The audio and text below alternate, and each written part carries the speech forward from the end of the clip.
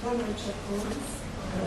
Que possamos nos envolver nas vibrações amorosas de Jesus para reflexionarmos um pouco sobre isso. As pessoas morrem, as almas não. Nós sabemos que a morte não é uma possibilidade nas nossas vidas, é uma certeza. Como eu, todos vocês vão morrer. E esta reflexão, que às vezes não queremos fazer, nos parece cada dia mais importante, para que assim nós também possamos aceitar os nossos entes queridos que irão partindo da nossa frente. Então, sobre esse tema, nós vamos trazer algumas reflexões para que possamos aceitar esta certeza da nossa vida, dos nossos entes queridos, dos nossos amores. Todos nós estamos aqui de passagem. E isso fica tão mais leve quanto mais nós discutimos essa problemática com os nossos familiares, com os nossos entes queridos.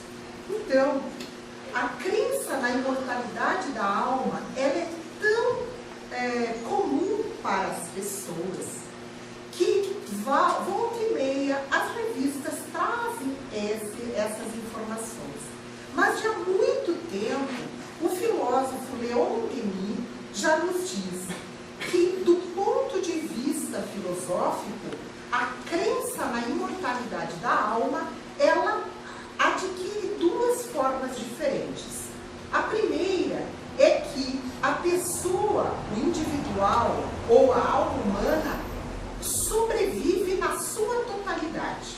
Então, a filosofia da imortalidade, da crença da imortalidade da alma, ela se apresenta de duas maneiras. Ou a pessoa morre, mas a sua individualidade permanece integralmente viva, ou a crença na imortalidade daquilo que a pessoa individual tem em comum com o princípio eterno, divino, só a parte impessoal da alma. Então, para todas as filosofias do Ocidente, do Oriente, de todas as religiões, só há essas duas possibilidades.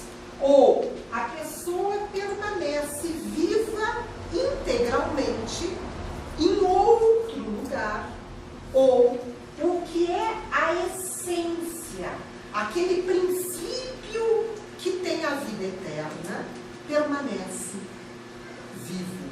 Então, de todas as religiões que se apresentam na Terra, e todas creem na sobrevivência da alma, na imortalidade da alma, essas religiões se dividem em uma totalidade da sobrevivência e a outra na essência da sobrevivência.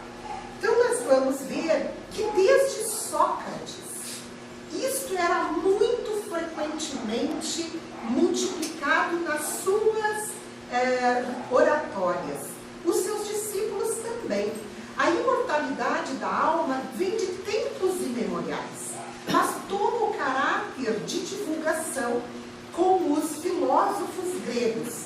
E a partir daí, esta crença na imortalidade passa na Idade Média a ser colaborada pelos pais da Igreja, por Agostinho e Tomás de Aquino, que reforçam com a teologia cristã a imortalidade da alma. Na Idade Moderna, já ocorre o contrário. Auguste Comte, com a divulgação do positivismo, vem renegar a Deus e valorizar somente a razão. Então, na Idade Moderna, há um contraponto. Por quê? Porque estávamos passando de uma Idade Média campanhas, que alguns compravam o seu espaço em determinados lugares, de acordo com a sua condição financeira, outros não. Então, Auguste Comte traz o positivismo dizendo que tudo se dá com a razão, negando, portanto, Deus. A partir daí, na Idade Contemporânea, o conhecimento do ser humano avança e com as pesquisas na psicologia e na parapsicologia, com esse desenvolvimento, então retoma-se a certeza da imortalidade da alma. Isto é, retomam-se os estudos, onde vamos ter na atualidade esta comprovação científica através dos fenômenos, das buscas desta comunicação. Porque se havia comunicação com aqueles que já partiram, portanto, eles estariam vivos. E estes fenômenos, então, recebem esta comprovação na atualidade, e a gente chama, na atualidade, desde o final do século XVIII, todo o século XIX, o século XX e agora muito mais. Então, por que nós ainda temos medo da morte? Esta fotografia foi clicada num país da Europa que agora eu, na montagem dessa palestra, não consegui buscar, quando um pássaro foi morto num atropelamento, ele bateu no carro, morreu, o seu companheiro estava a seu lado a alardear, através do seu canto, a morte do seu companheiro. Então, por que nós tememos tanto a morte? E aí nós vamos ver que o maior medo da morte é como ela se apresenta para nós. Como ainda nós trazemos de vidas passadas que a morte é tudo isso aqui. É aquele momento terrível quando sacam, quando levam, quando arrancam de nós os nossos entes queridos. E nós temos que deixar isso para lá. Nós temos que entender a morte como uma passagem, como uma transformação, como uma evolução, como uma caminhada para a nossa perfeição, para a busca da nossa felicidade. A morte é uma passagem. Nós já morremos centenas, ou milhares, ou milhões de vezes. Por que isso? Porque nós precisamos adquirir, para nos aperfeiçoarmos, precisamos adquirir o conhecimento, então, a perfeição intelectual, mas também precisamos adquirir a perfeição moral. E isso nós não conseguimos fazer numa única vida. Por isso que nós temos a certeza que já fomos e já voltamos, já fomos e já voltamos. Mas mesmo assim, muitas pessoas têm diversos tipos de medos.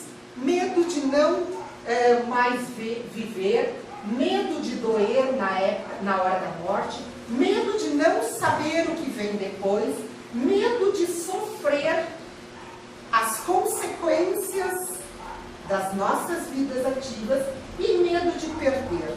Este medo de perder está relacionado às nossas posses ainda. As posses primeiro do corpo, depois dos afetos, depois das coisas materiais, dos cargos. E é o medo das nossas perdas que nós levamos para conosco. Mas esses vários medos da morte, eles têm um lado positivo. O lado positivo é que o próprio Criador nos colocou este medo na maneira com que nós pudéssemos trabalhar com ele, que é o instinto de conservação. Se nós não tivéssemos tido este medo positivo nos dado pelo próprio Criador, nós, que já entendemos que somos destruídos nunca. E se estivéssemos passando por uma situação aflitiva, poderíamos acelerar o nosso retorno para o mundo espiritual, abortando a nossa tarefa física, junto àqueles que viemos desenvolvê-la. Então, Deus, na sua infinita sabedoria, colocou para nós esse medo da morte, mas na forma de instinto de conservação. É aquele que nos faz olhar para os dois lados da rua antes de atravessarmos. É aquele que nos faz chavear a nossa porta de noite por causa da violência. É aquele medo que nos dá a segurança para não arriscarmos a totalidade da nossa vida. Esse é o medo positivo. O medo negativo é aquele medo exagerado, que nos paralisa. Como eu tenho medo de morrer, eu não posso nem falar. Eu faço o quê? Bato na mesa, como se, batendo na mesa, eu fosse afastar a morte, eu fosse fazer uma benzedura que ela jamais chegue para mim ou para os meus familiares. Nós precisamos encarar este temor. E para isso, só nós visualizando a vida espiritual. Esta é a verdadeira vida.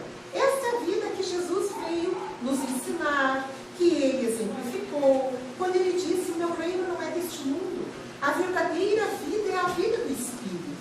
Quando nós vislumbramos que nós somos espíritos imortais, que nada nem ninguém vai nos destruir, apesar das nossas dificuldades, limitações, imperfeições, nós vamos seguir vivendo até atingirmos a perfeição. Quando nós vislumbramos isso, nós nos damos contas que estamos aqui de passagem, que temos uma tarefa importantíssima, mas que cada um de nós tem um tempo. E este tempo é designado de acordo com a tarefa que viemos desenvolver.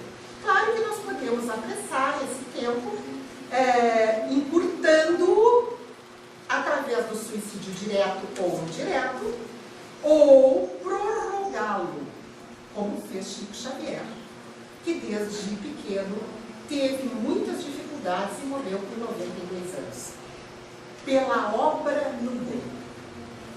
Então, os benfeitores, de acordo com as nossas tarefas, eles nos carregam com uma cota de vibrações. Mas à medida que nós formos trabalhando no bem, eles mesmos se encarregam de nos alimentar destas vibrações, destas energias que vão nos trazendo, então, condição para continuarmos a viver. Jesus já nos traz a certeza da imortalidade. Nos faz.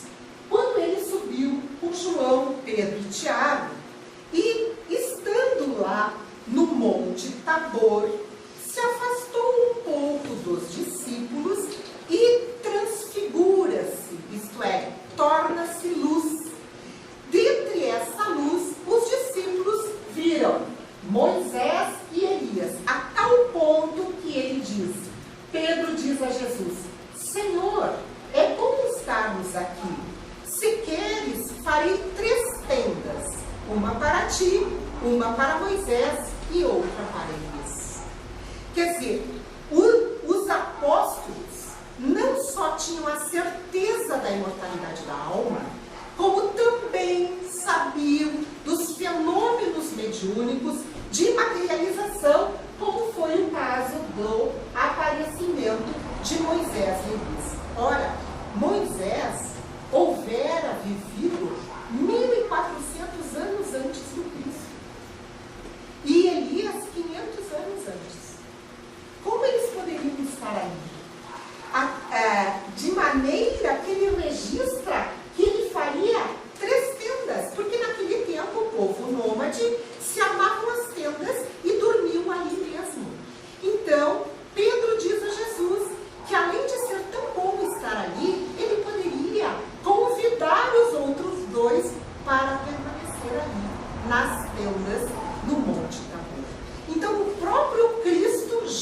nos dá a certeza da imortalidade da alma.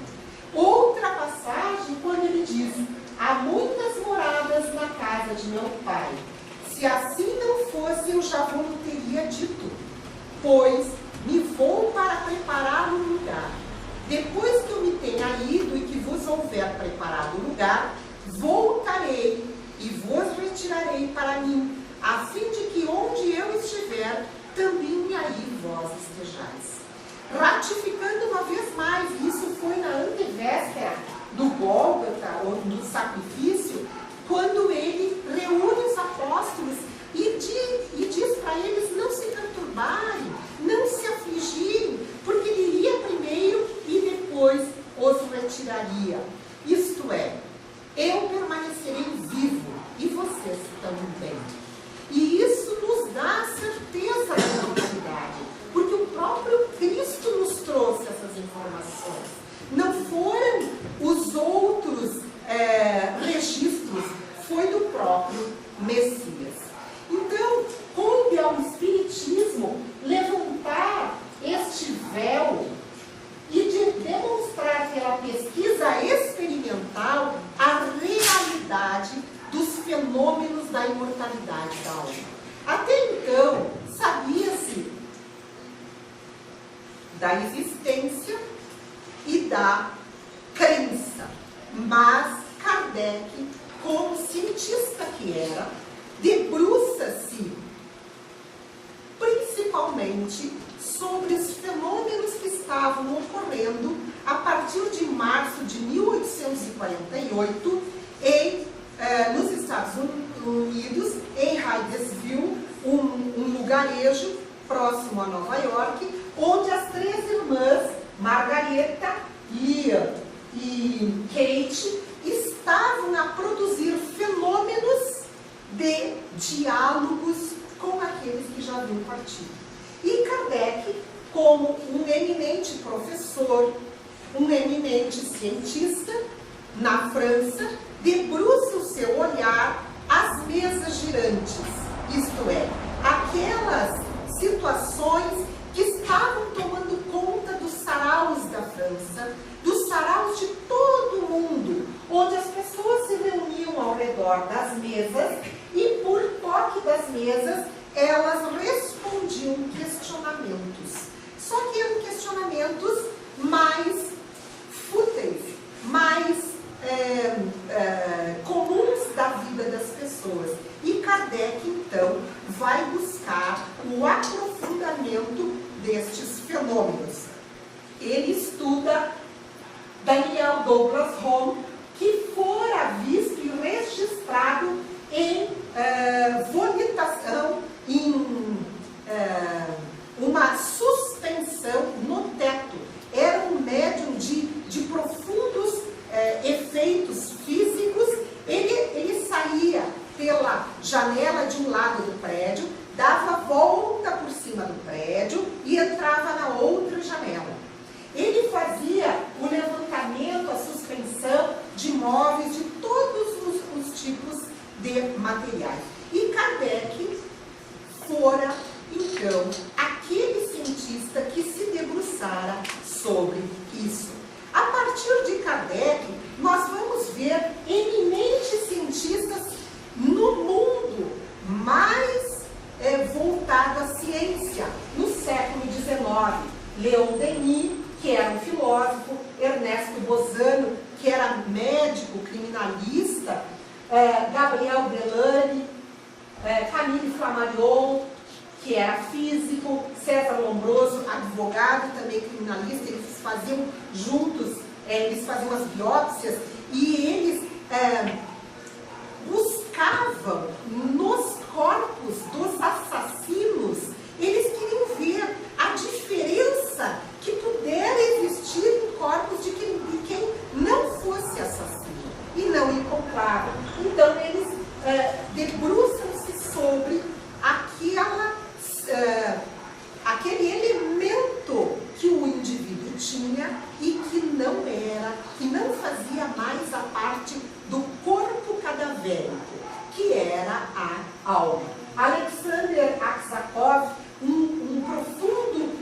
estudioso, cientista russo, que vai buscar entender os fenômenos espíritas e fenômenos espiritualistas, e daí então declara-se espírita. E o Arthur Conan Doyle, inglês, escritor, que ele criou o Agente 007, que é uma ficção.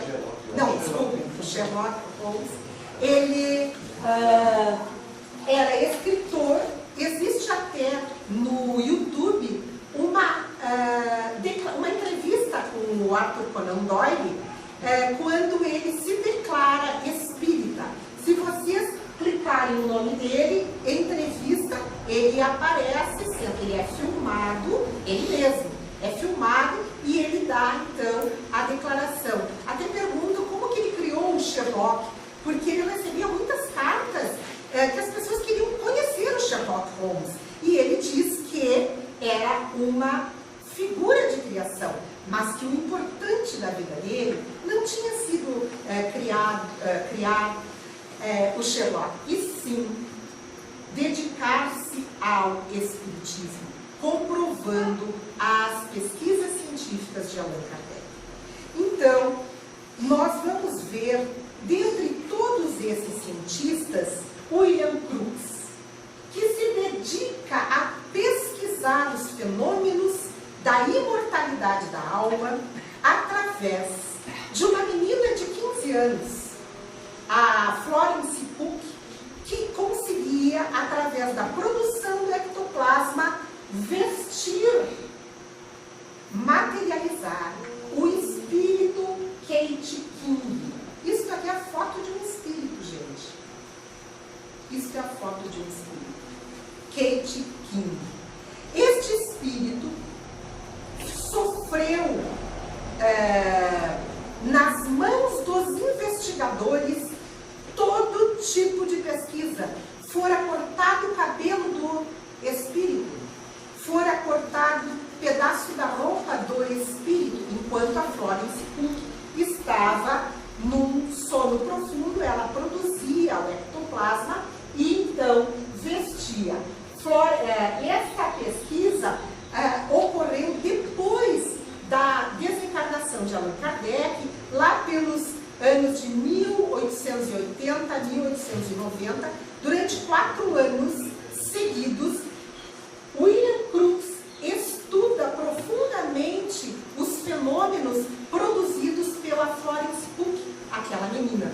Só que ela disse para ele: no final, eu me proponho a trabalhar com o senhor William Crookes, mas no final eu solicito que o senhor declare o resultado das suas pesquisas. Por quê?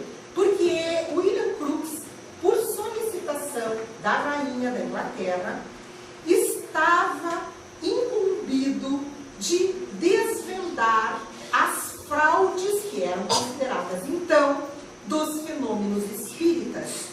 E ele, por solicitação da rainha, vai estudar. E Florence Cook coloca que, de qualquer maneira, depois ela solicitava que ele colocasse a público as suas conclusões. No final de 3 anos e meio a 4 anos, eles concluem que são verdadeiros os fenômenos, a imortalidade da vida, e ele declara-se, além de declarar que os fenômenos eram verdadeiros, William Crookes declara-se espírita, porque ele não poderia negar aquilo que, na frente de todos os cientistas, ele pôde comprovar. Atualmente, depois deles, nós vamos ter vários pesquisadores, já depois de 2000, de 1900, nós vamos ter vários pesquisadores, até que nós chegamos nas provas da sobrevivência da morte. Então aí nós temos 3 itens fundamentais. Ora, se os espíritos se comunicam, é, portanto, certeza que eles estão vivos. E as pesquisas vêm desde tempos imemoriais. sacerdotes, profetas, adivinhos, feiticeiros, pajés, pitonisas, traziam mensagens dos mortos, isto é, daqueles que já tinham desencarnado, que eram os médiuns. É que essa palavra foi cunhada por Allan Kardec em 1857. Não existia. Então, eles adotavam todos os nomes das épocas. Na segunda, provas de sobrevivência são os casos sugestivos de reencarnação. Por que a gente fala em sugestivos? Porque eles identificam, através das provas, uma provável reencarnação. E esses cientistas, já do século moderno, a partir de 1900 e 2000, nós vamos ter Dr. Hernani Guimarães Andrade, falecido em 2003, brasileiro, o Dr. Ian Stevenson, naturalizado americano, falecido em 2007, e o Dr. Brian Weiss, norte-americano, mas ainda vivo, que fizeram grandes pesquisas sobre as reencarnações. Crianças que lembravam de outras vidas, crianças que davam detalhes de vidas passadas, quem era pai, quem era mãe. Se vocês tiverem interesse, peguem nas locadoras o filme Mânica, que é a lembrança de uma vida de uma criança católica que teve na Índia, que teve uma vida pregressa numa comunidade oriental e que adotava naquela comunidade a filosofia, a religião oriental da reencarnação. E ela, católica, não tinha essa ideia. E aí ela vai em busca da sua vida passada e encontra todos os dados confirmatórios. Também tem aquele outro filme, Minha Vida Noutra Vida, que é maravilhoso, que mostra uma senhora irlandesa, né? Que ela lembra também de outra vida, só que atualmente ela vivia num outro país e ela volta para a Irlanda e vai buscar.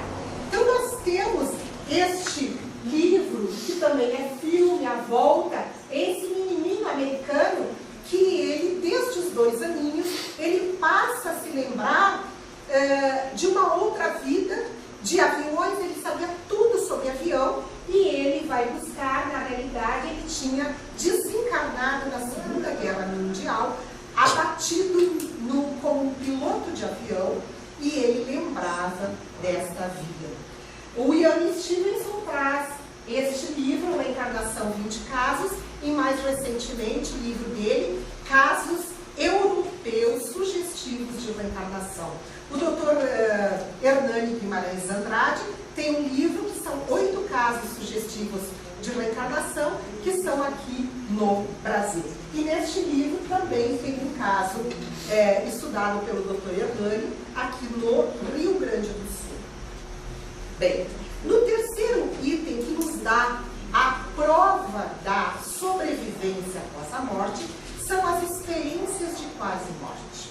Essas experiências de quase morte são experiências que indivíduos que têm o diagnóstico de morte cerebral, que estão conectados ou no hospital, ou no pronto-socorro, onde o eletroencefalograma dá isenção total de vida cerebral, e ele volta depois desta situação trazendo informações. E essas informações muitas vezes se dão no próprio ambiente cirúrgico. E ele volta trazendo informações, como estavam vestindo os médicos. Tem casos registrados maravilhosos, e no Brasil o Dr. Alexander Moreira de Almeida está fazendo uma pesquisa científica para comprovar as experiências de quase morte, colocando acima do ambiente cirúrgico um objeto que não pode ser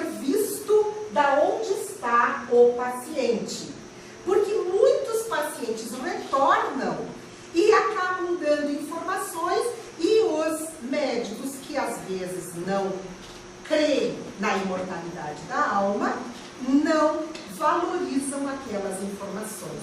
Então, eles estão fazendo uma metodologia científica randomizada, com um ambiente controlado, para depois publicarem em revistas científicas.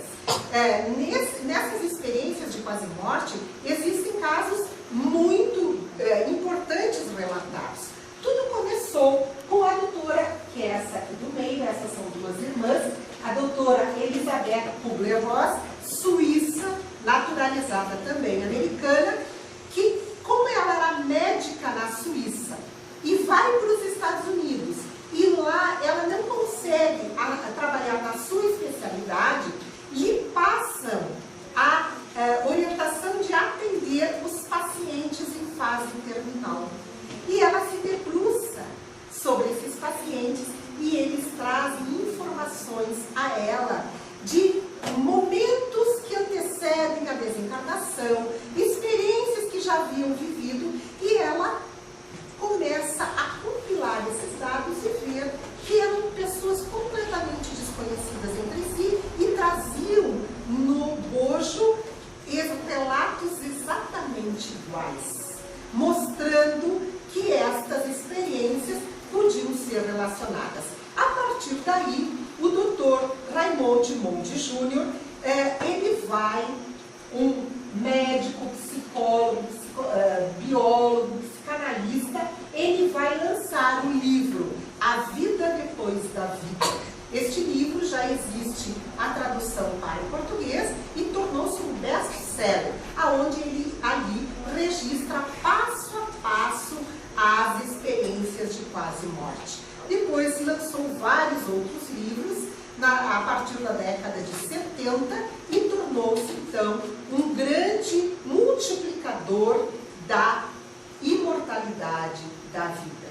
A partir dele, outros pesquisadores, e aqui nós temos em destaque o Dr. Melvin Morse, americano, pediatra, que ele, muito cético, ele estava num plantão de pediatria quando chega uma menininha que tinha entrado num processo de afogamento num rio. E ela é salva com vida e leva para o plantão. E eles conseguem reanimá-la. Quando ela está reanimada, o Dr. Melvin Morse pergunta a ela que nesse período que ela estava dormindo, aonde ela se encontrava. E ela disse que ela estava no colo de Jesus. E que Jesus tinha dito que ela não iria ficar lá. Mesmo que ela quisesse, ela teria que retornar. Porque aquele médico estava fazendo de tudo para que ela retornasse. E ela retorna. E teve um caso de criança também, que foi nos relatado numa das jornadas médico-espíritas, e eu pedi a permissão para a mãe da criança para relatar. Essa criança tinha 2 anos e ela foi diagnosticada com um tumor no cérebro. E este menino fora, então, indicada uma cirurgia para ele fazer. E o médico cirurgião não tinha o dedo polegar da mão direita.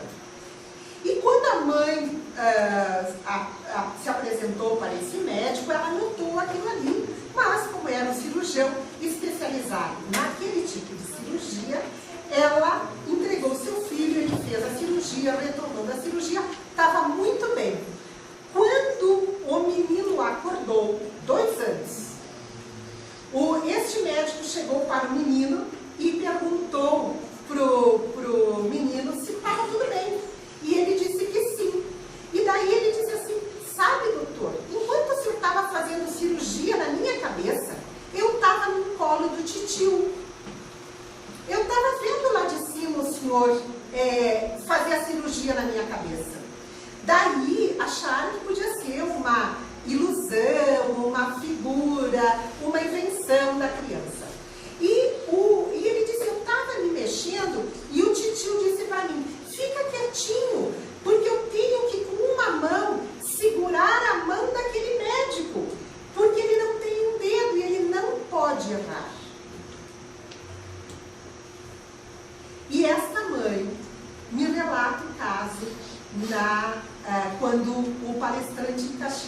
falou sobre as EQMs, me dando a liberdade de relatar, mostrando que a criança não tinha como visualizar que o médico não tinha um dedo, e muito menos ter inventado essa história. Então, além da morte, já que as provas comprovam que nós não morremos, que nós permanecemos vivos. O que acontece? E Kardec já perguntou isso. Em que se torna a alma no instante da morte?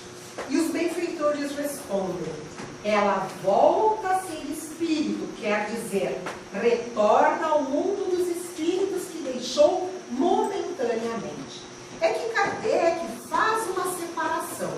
Quando nós espíritos estamos encarnados, ele chamou que nós somos almas. Então, almas penadas não existem no mundo espiritual.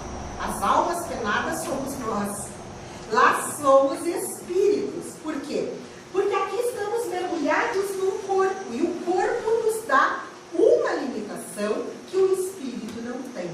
Por exemplo, se nós quisermos passar pelas portas, nós não podemos. Se nós estivermos desencarnados, nós podemos. Então, o espírito tem múltiplas qualidades e propriedades que quando está encarnado, não.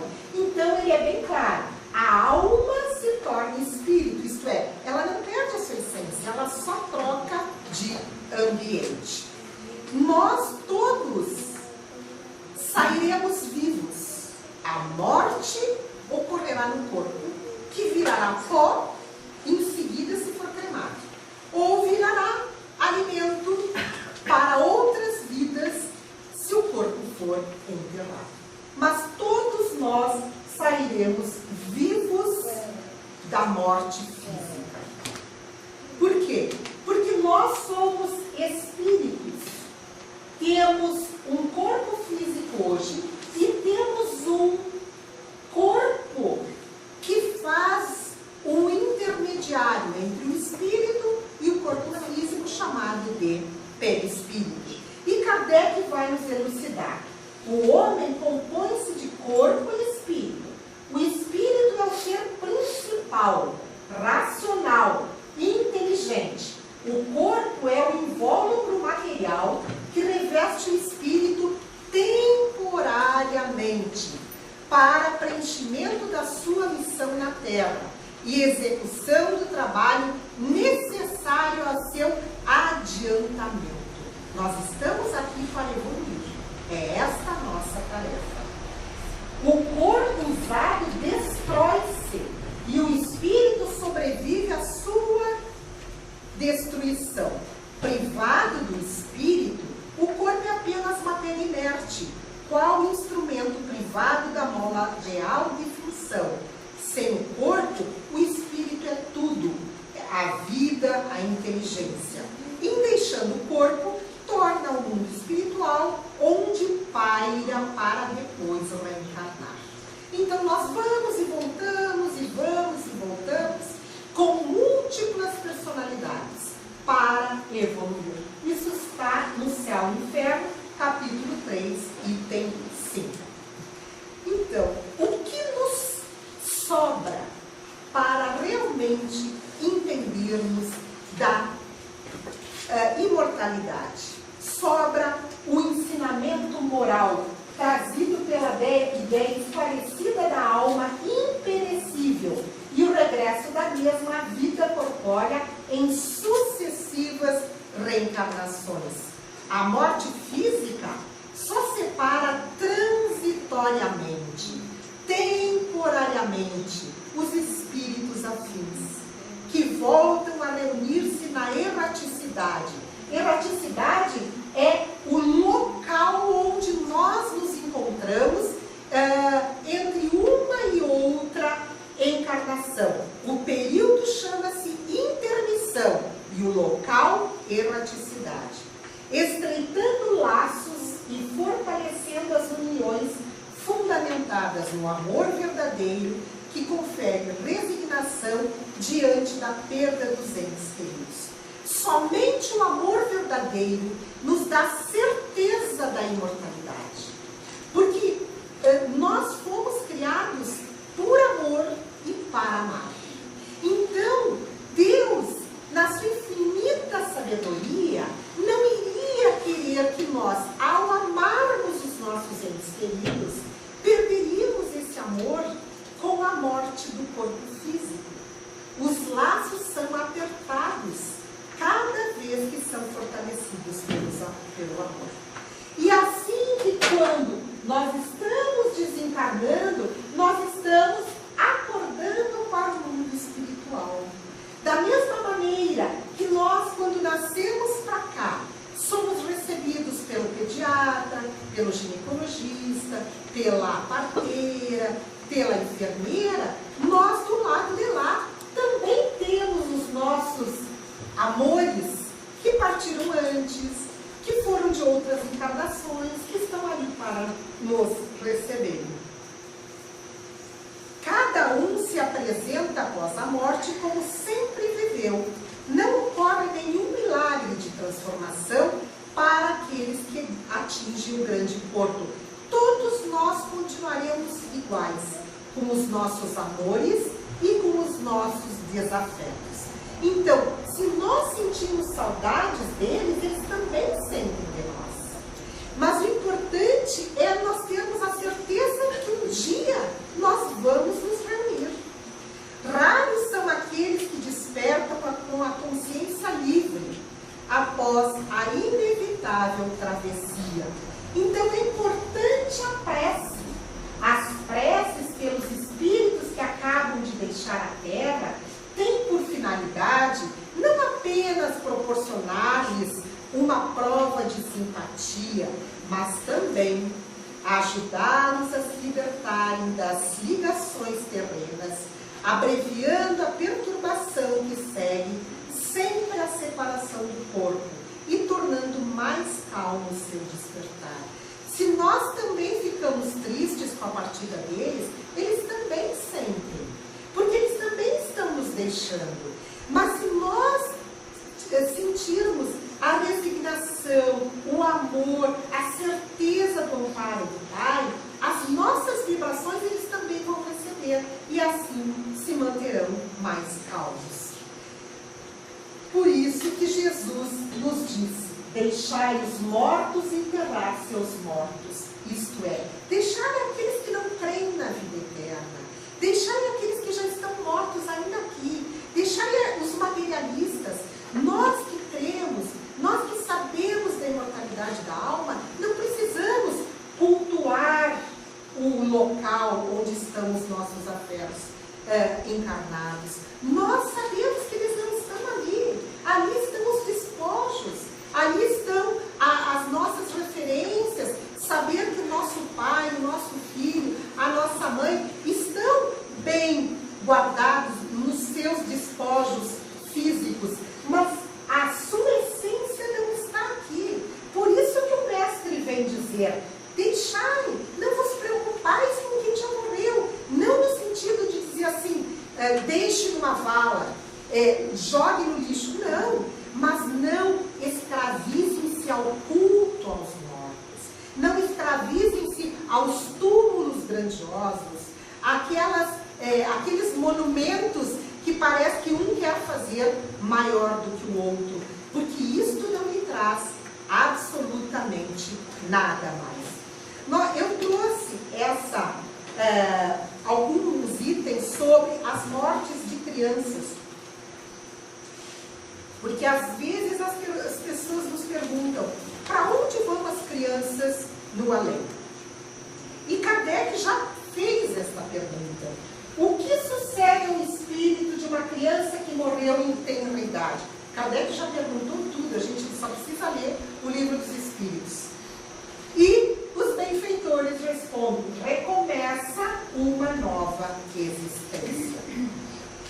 No livro Entre o Céu e a Terra, da série de André Luiz, Psicografia do nosso Chico, vai ali estar descrita uma colônia educativa onde eram recebidos